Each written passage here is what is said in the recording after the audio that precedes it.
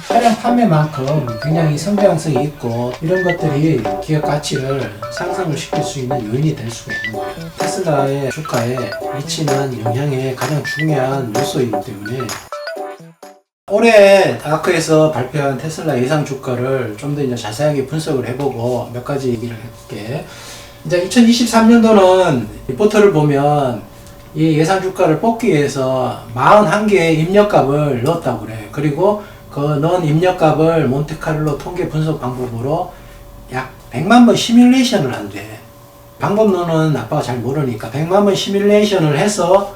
통계의 어떤 수치를 뽑는데, 이거는 그림 1에 보면 아까 얘기했듯이 25%의 근사치가 어디고 75% 근사치가 어딘지를 뽑아서 예상 주가를 이렇게 얘기를 하는 거야. 2027년도에 이제 예상하는 차량 판매는 베어 케이스일 때는 1000만 대,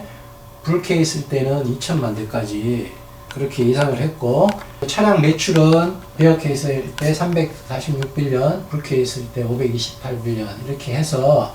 주가를, 물론 로보택시는 이제 베어 케이스일 때는 200빌리언,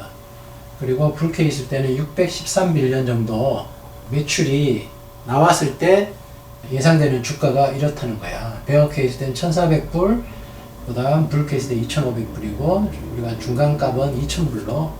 최근에 아크의 테슬라 예상 주가 기사를 보면 expected 중간값 2000불을 예상한다고 이렇게 기사가 많이 나와 있을 거야. 표 1과 표 2에 요거 보다 자세한 세부 항목은 표시가 되어 있고, 그리고 이제 로보택시는 도표 1에 보면 아크에서 예상하는 그 로보택시 출시 시기를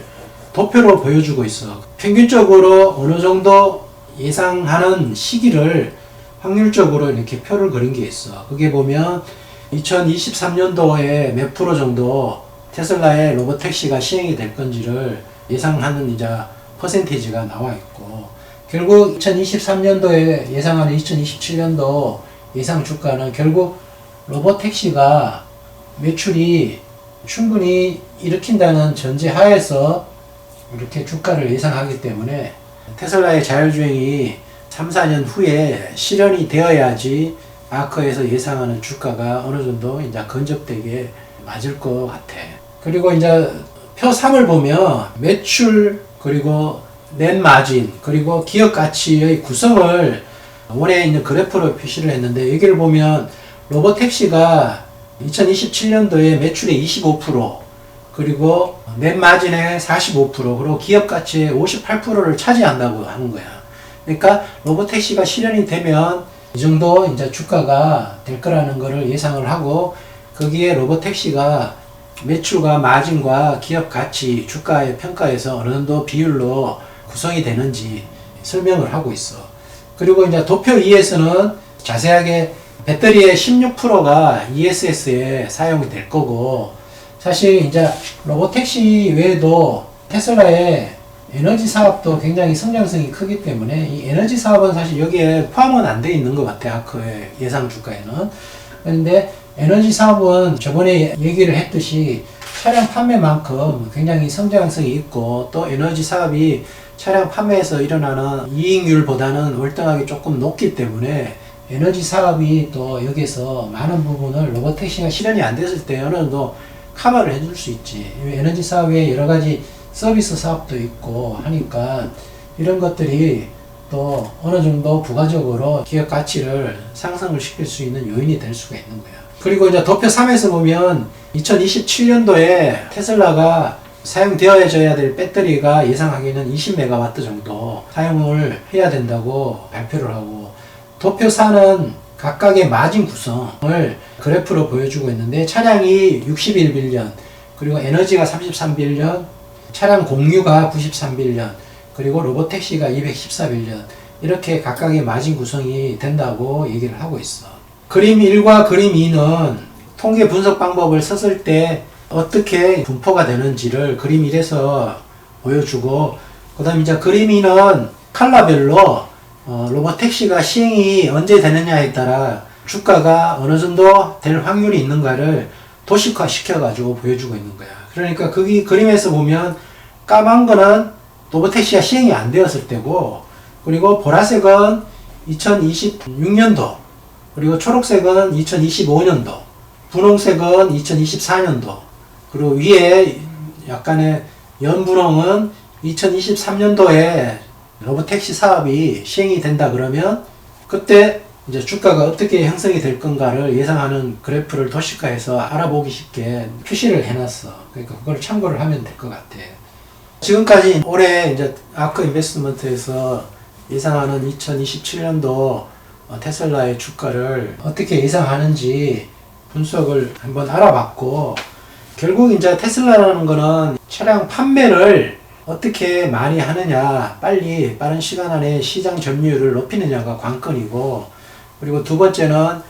저번에 얘기했듯이 테슬라가 이 배터리 기술이랑 AI 기술을 어떻게 빨리 기술을 발전을 시켜서 현실화하느냐, 이것이 이제 테슬라의 주가에 미치는 영향의 가장 중요한 요소이기 때문에 이런 것들을 우리가 중요하게 평가를 해야 될 것 같아. 최근에 뭐 이제 테슬라도 저가형 모델 Q라고 이런 모델을 생산 발표를 하느냐 안 하느냐 그런 많은 논란도 있고 했는데, 테슬라가 결국은 차량을 어떻게든 많이 판매를 해서 거기에서 얻는 어떤 차량 주행 데이터를 지금도 많이 얻고 있지만, 어떻게든 빠른 시간에 차량 주행 데이터를 많이 얻고 그거를 통해서 빨리 AI 자율주행 기술을 우리가 원하는 어떤 수준까지 올려놓아야지만 테슬라의 기업이 좀 더 이제 가치를 일반적으로 평가를 받을 수 있는 요소인 것 같아.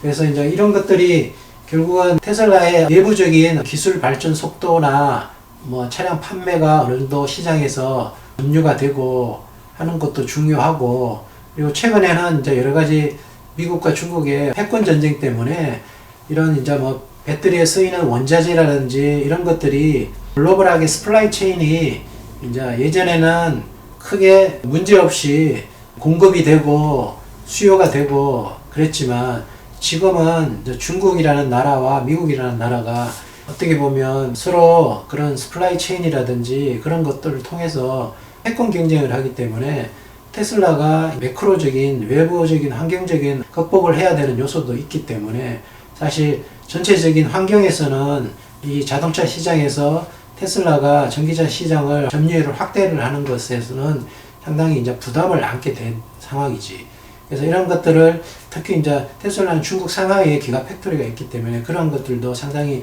정치적인 논란거리도 될 수 있기 때문에, 그거를 테슬라 회사 자체에 뭐 일론 머스크가 중요한 부분을 담당을 하겠지. 그러니까 그거를 슬기롭게 헤쳐나가야지 앞으로 5년, 10년 후에 테슬라가 이루고자 하는 목표를 순탄하게 이룰 수 있을 거라고 생각을 하기 때문에, 그런 것들도 투자자 입장에서는 시장만 봐서는 되는 게 아니라 그런 어떤 정치적인 거,